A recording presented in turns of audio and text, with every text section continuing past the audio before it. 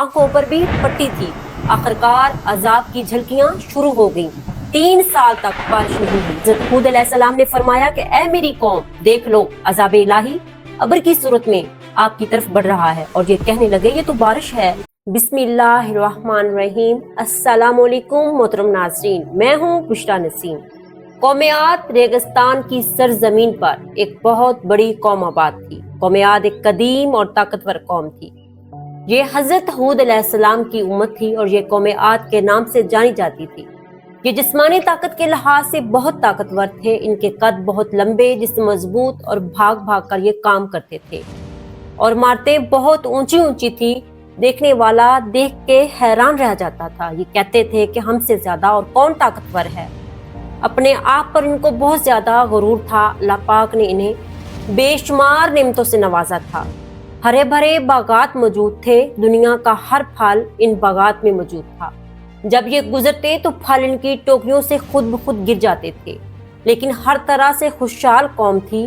پتھروں سے بنائے ہوئے مضبوط گھر، سردیوں کے لیے الگ محل، گرمیوں کے لیے الگ محل، بہت ہی مضبوط تھے۔ لیکن ان کے دل میں کفر تھا، اور یہ قوم اللہ کا ایک منٹ بھی شکر ادا نہیں کرتی تھی۔ یہ لوگ بت پرست، بدعمال اور بدکاریوں میں مشغول تھے۔ اللہ تعالیٰ نے اپنے پیغمبر حضرت ہود علیہ السلام کو ان لوگوں کی ہدایت کے لیے بھیجا، مگر اس قوم نے اپنی سرکشی کی وجہ سے حضرت ہود علیہ السلام کو جھٹلا دیا۔ اپنے کفر پر قائم حضرت ہود علیہ السلام نے بار بار اس قوم کو عذاب سے ڈرایا، مگر یہ شریر قوم نہایت ہی بے باکی اور گستاخی کے ساتھ اپنے نبی سے یہ کہہ دیا کہ اے ہود علیہ السلام، ہمارے پاس اس لیے آئے ہو کہ ہم اللہ کو پوجیں جو ہمارے باپ دادا پوجتے تھے۔ انہیں چھوڑ دیں، تم لاؤ جس کو ہمارے لیے وعدے میں لے رہے ہو، تم لاؤ جس کا وعدہ دے رہے ہو، اگر تم سچے ہو تو۔ حضرت ہود علیہ السلام نے کہا کہ قوم، جو طاقت آپ سب کو ملی ہے اللہ تعالیٰ نے دی ہے۔ ہم سب اللہ کی امانت ہے، باز آ جاؤ، باز آ جاؤ۔ اللہ کے ساتھ کسی کو شریک مت ٹھہراؤ، غرور نہ کرو، شکر کرو اپنے رب کا جس نے آپ کو ہر نعمت سے نوازا ہے۔ بارش، دن، سورج، چاند سب اللہ نے پیدا کیا ہے۔ سرکشی نہ کرو اور مان جاؤ، توبہ کر لو۔ لیکن یہ قوم کہتی ہے اے ہود علیہ السلام، اپنے معبودوں میں سے ہمیں دور کرنا چاہتے ہو؟ اگر آپ واقعہ سچے نبی ہو تو عذاب لے آؤ جس سے ہمیں ڈراتے ہو۔ لیکن اس قوم کے دل پر تو پردہ تھا، آنکھوں پر بھی پٹی تھی۔ آخرکار عذاب کی جھلکیاں شروع ہو گئیں۔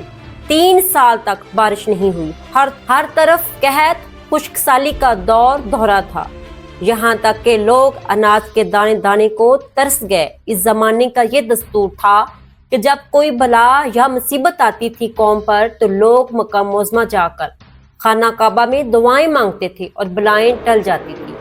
چنانچہ جماعت مکہ معظمہ گئی، اور اس جماعت میں مرثد بن سعد ایک نامی شخص تھا جو مومن تھا مگر اپنے ایمان کو چھپائے ہوئے تھا۔ جب ان لوگوں نے دعائیں مانگنی شروع کی تو مرثد بن سعد کا ایمانی جذبہ بیدار ہوا۔ اس نے تڑپ کر کہا کہ تم لاکھ دعائیں مانگو، خدا کی قسم، خدا کی قسم، اس وقت تک بارش نہیں آئے گی تو ہود علیہ السلام پر ایمان نہیں لے آتے ہو۔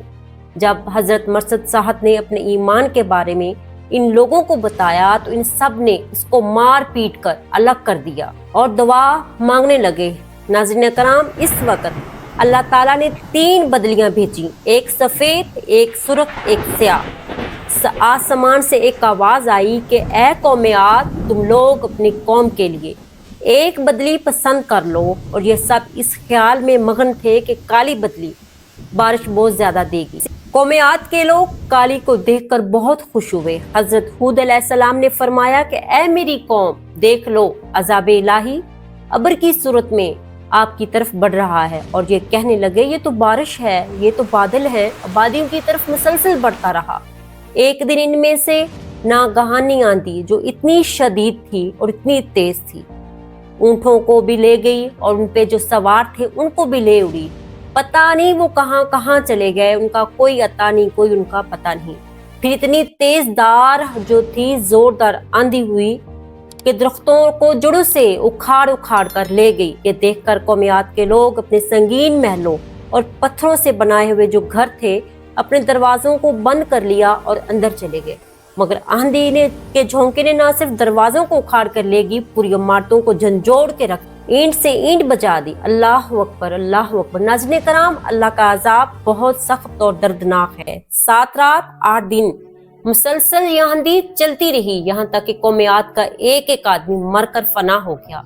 इस कौम का एक बच्चा भी बाकी ना रहा। जब आंधी खत्म हुई तो इस कौम की लंबी लंबी लाशें जमीन पर जो पड़ी हुई थीं, जिस तरह खजूर के दरख्त उखड़ कर जमीन पर पड़े हों। फिर कुदरत का एक करिश्मा नमूदार हुआ। जो इनकी लाशें थीं, काले रंग के परिंदों का एक गौल इनकी लंबी लंबी लाशें उठाकर समंदर में फेंक रहा था। इसके बाद हजरत हूद अलैहिस्सलाम ने इस बस्ती ही को छोड़ दिया।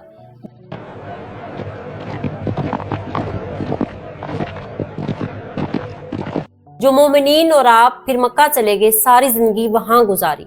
नाज़रीन कराम, इस दर्दनाक वाक़े से हमें यह सबक मिलता है कि कौम आद जो बहुत बड़ी ताकतवर कद आवर कौम थी, इन लोगों की माली खुशहाली और नहायत ही मुस्तकिम थी, क्योंकि लहलहाती खेतियां, हरे भरे बागात इनके पास मौजूद थे। पहाड़ों को तराश तराश कर इन लोगों ने गर्मियों और सर्दियों के अलग अलग महलात तामीर किए थे। इनको अपनी ऐशो आराम और उशरत पर बहुत बड़ा नाज था। सब तबाह बर्बाद हो गया और खुद भी इस सफाए हस्ती से इनका नामो निशान मिट गया। तो फिर भला हम जैसी कमजोर कौमों का क्या ठिकाना है, जो अज़ाबे इलाही के झटकों को कभी ताब ना ला सकेंगी। इसलिए जिन लोगों को अपनी और अपनी नस्लों की बका की खैरियत चाहिए, तो इन पर लाजिम है और उनके असवाए हसना पर अमल करें। अपनी कोशिश और ताकत भर अमाल सालिया और नेकियां करते रहें। ताकत और दौलत फानी है और गरूर अल्लाह ताला को बिल्कुल ही पसंद नहीं है। आजिज़ी, शुक्र, ईमान कामयाबी की कुंजी है। अल्लाह की रजा सबसे बड़ी दौलत है। हमें कौम आद के अंजाम से इबरत हासिल करनी चाहिए।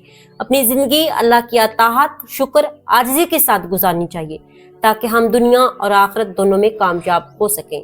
तो प्यारे नाजरीन, अब मैं अपनी वीडियो का करती हूँ यहाँ एंड। तो आप मेरे चैनल बुशरा नसीम को लाजमी लाइक करें, सब्सक्राइब करें और शेयर करना मत भूलें। इंशाल्लाह मिलते हैं नेक्स्ट वीडियो में। तब तक आप सब अपना ख्याल रखें। अल्लाह हाफिज।